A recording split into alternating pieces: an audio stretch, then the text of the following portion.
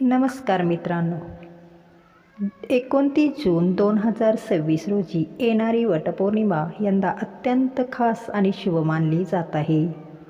ज्योतिषशास्त्रानुसार या दिवशी तब्बल 3 शक्तिशाली योग आणि ग्रहसंयोग निर्माण होत आहेत.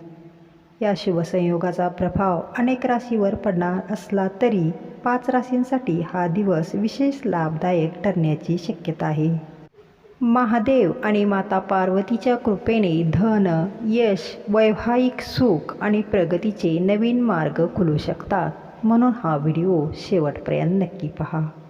आपल्या हिंदू धर्मात वडाच्या झाडाला ब्रह्मा, विष्णू आणि महेश यांचा वास असल्याची श्रद्धा आहे.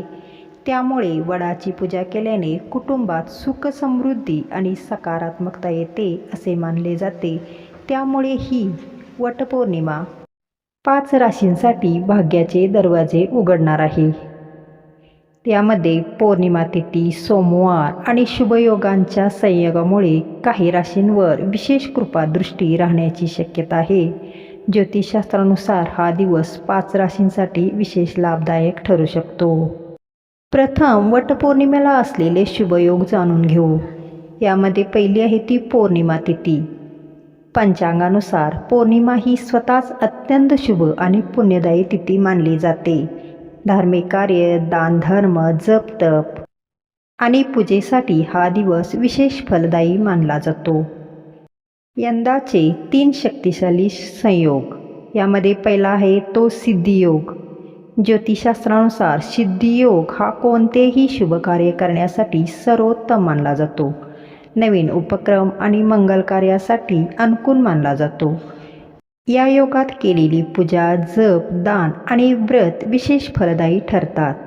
दुसरा योग आहे तो शुभ ग्रहयोग. या काळात चंद्र आणि इतर शुभ ग्रहांची अनुकूल स्थिती मानसिक शांतता, आर्थिक लाभ आणि कौटुंबिक सुख वाढू शकते. आणि तिसरा आहे तो शिवकृपा योग. वटपौर्णिमा ही भगवान शंकर आणि माता पार्वतीच्या आशीर्वादाशी संबंधित मानली जाते. या दिवशी ओम नमः शिवाय मंत्राचा जप केल्यास सकारात्मक ऊर्जा प्राप्त होते आणि अडथळे आपल्या जीवनातील दूर होतात असे मानले जाते. आता त्या भाग्यवान राशीबद्दल आपण जाणून घेऊ. पहिली भाग्यवान राशी आहे वृषभ. ज्योतिषशास्त्रानुसार वृषभ राशीच्या व्यक्तींना आर्थिक बाबतीत सकारात्मक घडामोडी अनुभवायला मिळू शकतात. नोकरीत पदोन्नतीची चर्चा होऊ शकते किंवा नवीन जबाबदारी मिळू शकते.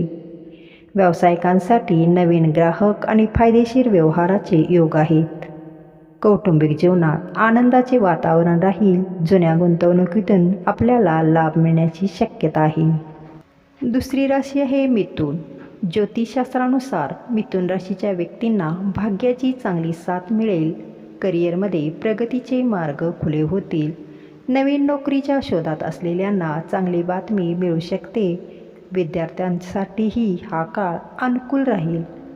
मित्र आणि नातेवाईकांच्या मदतीने एखादे महत्त्वाचे काम पूर्ण होऊ शकते. तिसरी रास सिंह. ज्योतिषशास्त्रानुसार सिंह राशीच्या व्यक्तींसाठी हा दिवस आत्मविश्वास आणि यश घेऊन येणारा ठरू शकतो. नेतृत्व गुणांना आपल्या वाव मिळेल. व्यवसायात विस्ताराचे नियोजन यशस्वी होईल.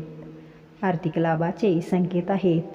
प्रेमसंबंध आणि वैवाहिक जीवनातही सकारात्मकता वाढेल. आपली सामाजिक प्रतिष्ठा उंचावण्याची शक्यता आहे. चौथी रास आहे ती म्हणजे तूळ. ज्योतिषशास्त्रानुसार तूळ राशीच्या व्यक्तींना धनलाभ आणि करिअरमध्ये प्रगतीचे संकेत आहेत. आपली रखडलेली कामे पूर्ण होतील. भागीदारीच्या व्यवसायात चांगले परिणाम दिसून येतील. वैवाहिक जीवनात आनंद वाढेल.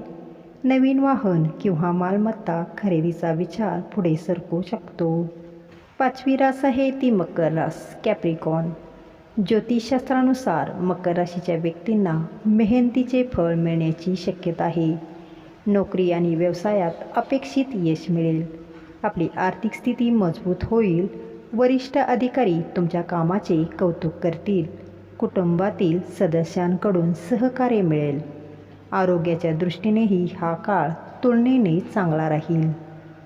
तर मित्रांनो, 29 जून 2026ची ही वटपौर्णिमा तुमच्यासाठी ही शुभ आणि मंगलमय ठरो हीच भगवान महादेवांच्या चरणी प्रार्थना. धन्यवाद. हर हर महादेव.